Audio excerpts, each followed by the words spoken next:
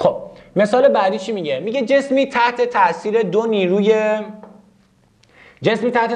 نیروی 5i و 7j و F2 مساوی با منفی 3i به اضافه 3j قرار میگیرد. چقدر جالب. تو سوال قبلی عدد نیرو رو داد، یادتونه؟ یه دونه داده بود، فکر میکنم یکی هم بود 4/1. خیلی راحت نوشتیم. بردارش رو نوشتم، بردار نیرو رو، که بردار نیرو این میشد و نوشتم منفی 1i منهای 4/1j.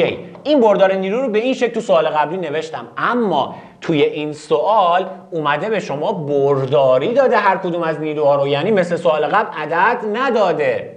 خب بچه‌ها وقتی برداری به من بده، عدد که بده، به راحتی مثل سوال قبل میتونی آیوژیش رو بنویسی. اما اگر از همون اول F1 و F2 رو به صورت آیوژی بده و F برایند رو طبیعتا باید به دست بیاری دیگه. F برایند رو بخوای باید چیکار کنی؟ خب اینجا خیلی راحت تر میشه.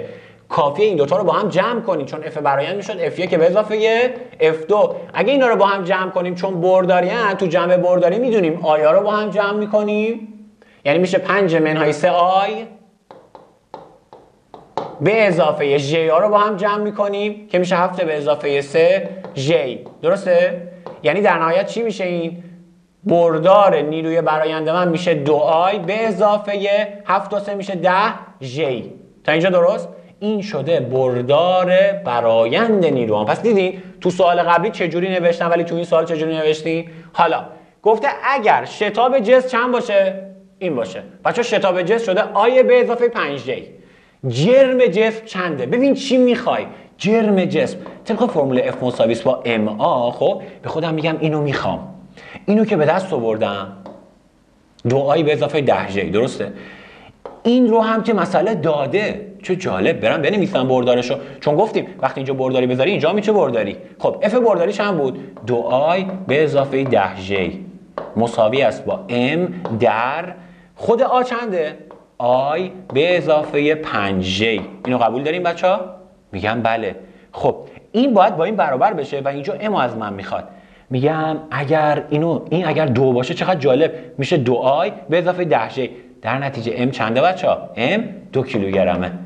پس جرم جسم من به دست اومد. پس کافیه قاطی نکنید تو آیوژی ها، اول ببینید چی میخوای. جرمو خواستم، گفتم پس اگر اینو که برآیند نیروهاشو دارم، هم اگر به اصطلاح برداری به من بده، داستانم حله.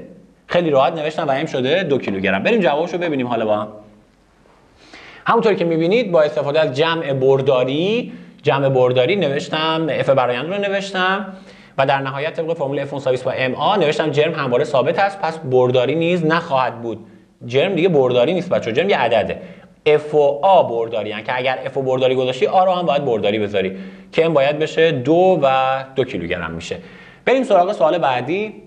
گفته با توجه به شکل گلوله‌ای به جرم 200 گرم در نقطه O نیروهای F1 و F2 وارد میشه بهش. ببینید پس یه گلوله داریم اینجا. خب فکر کنید اینجا یه جسمیه به جرم چند گرم؟ 200 گرم، یعنی 0.2 کیلوگرم. درسته بچه‌ها؟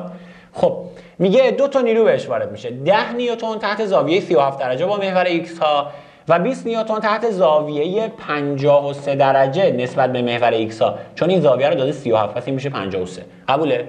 میگه این 2 تا نیرو به جسم وارد میشن.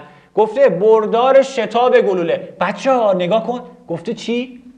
نگفت شتاب، گفت بردار شتاب. یاد چی میافتم؟ میگم F مساوی با ma. بردار اینو از من میخواد، پس من باید F رو هم چی بنویسم؟ برداری بنویسم. جرم رو هم دارم، اگر F رو بتونم برداری بنویسم شتاب من به دست میاد. بریم سراغ اینا. جرم رو که دارم 2 کیلوگرم، همین الان میذارم مساوی است با F رو ندارم، برم F رو پیدا کنم. F برآیند. بچه‌ها چند تا نیرو به یه جسمی وارد شدن و شما در نهایت برآیند اینا رو میخوای.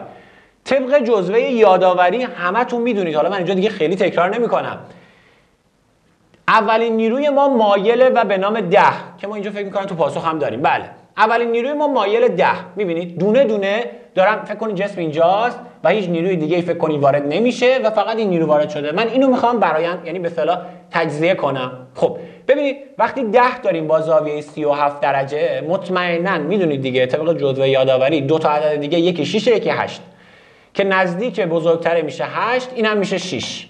قبوله؟ خب یعنی عملا 10 نیوتن دیگه به جسم وارد نمیشه. یعنی به جسم من چی وارد میشه بچه‌ها؟ یه نیروی افقی 8 نیوتنی و یه نیروی عمودی 6 نیوتنی.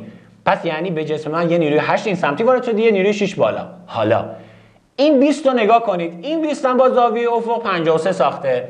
20 شما میدونید با 37 و 53 بازی کنه 12 و 16 دو تا به اصطلاح مؤلفه‌اش هستن. حالا این 20 12 و 16 کدوم باید باشن؟ شما میدونید برآیند بردار همیشه به بردار بزرگتر نزدیکتره یا باهاش زاویه کوچکتری میسازه. پس این میشه 16، این میشه 12. بازم تاکید میکنم اگه اینجا دارم سریع توضیح میدم عملا باید این کارو بکنم. میدونین چرا؟ چون جزوه یادآوری اون قسمت کلیپ‌های یادآوری رو حتما باید ببینید. اونجا به طور مفصل در مورد اینا صحبت کردیم و اگر اونو یاد بگیرید واقعا خیلی راحت بدون اینکه از اف سینوس و نمیدونم اف کوسینوس و اینا استفاده کنید به راحتی حلش کنید. پس اونو حتما یاد بگیرید. خب به این ترتیب یه نیروی 12 به این سم وارد شده، یه نیروی 18 رو به پایین. خب تا اینجا این دو تا نیرویی که وارد شدن چجوری بوده کلا؟ خب یه نیروی 8 نیوتن این سمتی بود، یه نیروی 12 نیوتن هم این سمتی وارد کرد به خاطر این نیرو. پس کلا این سمتیاش فعلا میشن چند؟ میشن 12 و 8 20. تا اینجا درست؟ حالا این جسم اگه در نظر بگیریم یه نیروی 6 رو به بالا بهش وارد شد، چون اینا بچه‌ها رفتن دیگه، اینا تموم شدن، اینا به دو تا تجزیه شدن. یه نیروی 6 رو به بالا، یه 16 رو به پایینه. بچه‌ها چند میشه رو به پایین؟ یعنی برآیند این دوتا چند میشه؟ میشه 10 رو به پایین. ولی یه سوال، من نوشتم چند رو به پایین؟ 12 رو به پایین. چرا؟ میدونین چرا؟ چون شما یک نیرو رو یادت رفت. اول دینامیک یادته بهتون چی گفتم؟ آقا ام جی رو هیچ وقت یادتون نره ها. اینجا علاوه بر این دوتا نیرویی که مسئله گفت خودت باید بدونی این چون عملا وزن داره نیروی ام جیش رو به پایینه و ام جیش عملا میشه چند بچه‌ها؟ امش که شده 2 کیلوگرم ضرب در 10 میشه 2 نیوتن. یعنی شما علاوه بر این 16 رو به پایین یه نیروی 2 نیوتن هم رو به پایین داری. حالا به من بگین یه 16 تا و یه 2 تا 18 تا پایین 6 تا بالا میشه 12 تا پایین. در نهایت 3 تا نیروی F1 F2 و MG رو خلاصه کردیم شد این 2 تا نیرو 12 و 20.